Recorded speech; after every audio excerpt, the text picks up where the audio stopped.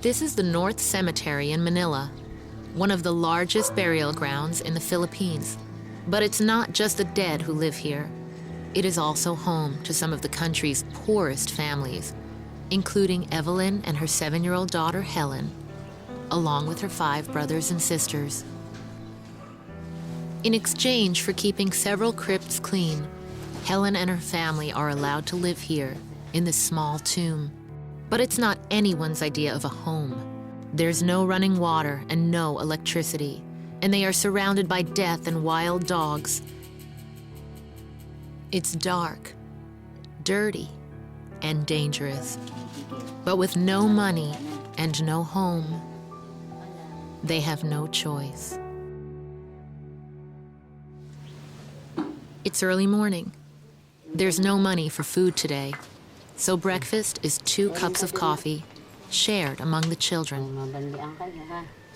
Helen's mother hopes it will keep the hunger pains away for at least a few hours. Then, it's time to fetch water and get to work. While other children are in school learning, Helen is here, working. Her responsibilities include scrubbing and sweeping the crypts. Then, she must help her mother with the chores, taking care of the younger children and cleaning the shelter. But she knows when she leaves the tomb, she must be careful and watch for strangers who come to the cemetery to prey on vulnerable children. 2 years ago, Helen's sister was attacked by a man only a short distance from their shelter. Fear is a constant companion. It's a lot for a little girl to deal with. It's evening. The chores are done and it's time for bed. But more than anything in the world, Helen wants to learn to read and write. So, she sits alone, straining her eyes as she looks at the pictures, wishing she could understand the words on the page. When she can no longer keep her eyes open, she goes to sleep on top of the cold stone tomb, dreaming that someday she too can go to school and leave this dreadful place behind. I went to meet Helen and the family, accompanied by Children International representative Carmi Carpio. She told me how the family had been forced to move here several years ago, and how hard Helen's mother worked to keep her kids safe and make a home for them here, among the dead. Here they are. How are you? The mom here is Evelyn. Hi, Evelyn. And this girl here is Helen. Hi, Helen. How are you? After I was introduced, I noticed that Helen's younger brother, Jack, was sick. What happens when Jack gets sick? Is there medicines available to give him? No. I wipe him with a wet towel, hoping it will lower his temperature. So there's not really any medical Not much medicines care. because Wow. she cannot afford it. Wow. When they showed me where they lived, I was astounded at how Helen's mom had transformed this cold, empty tomb into a shelter for her children.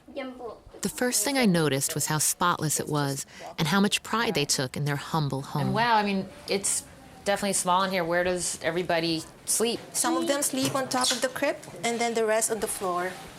Do they ever get frightened by sounds or animals or just it being so dark at night?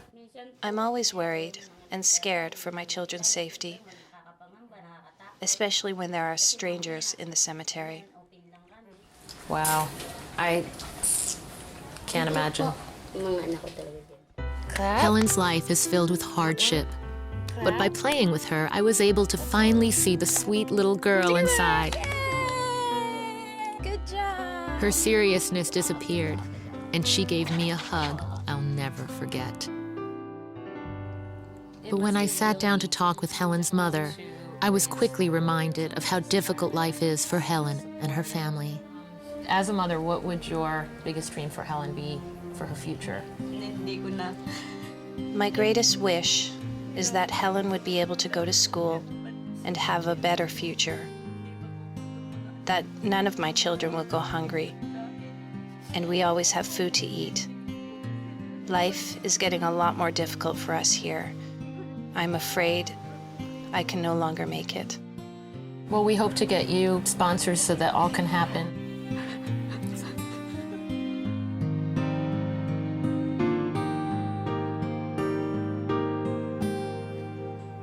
Before I left, I asked Helen what her dreams for the future were. And this shy little girl with the big heart surprised me again. I want to be a teacher so I can help my family.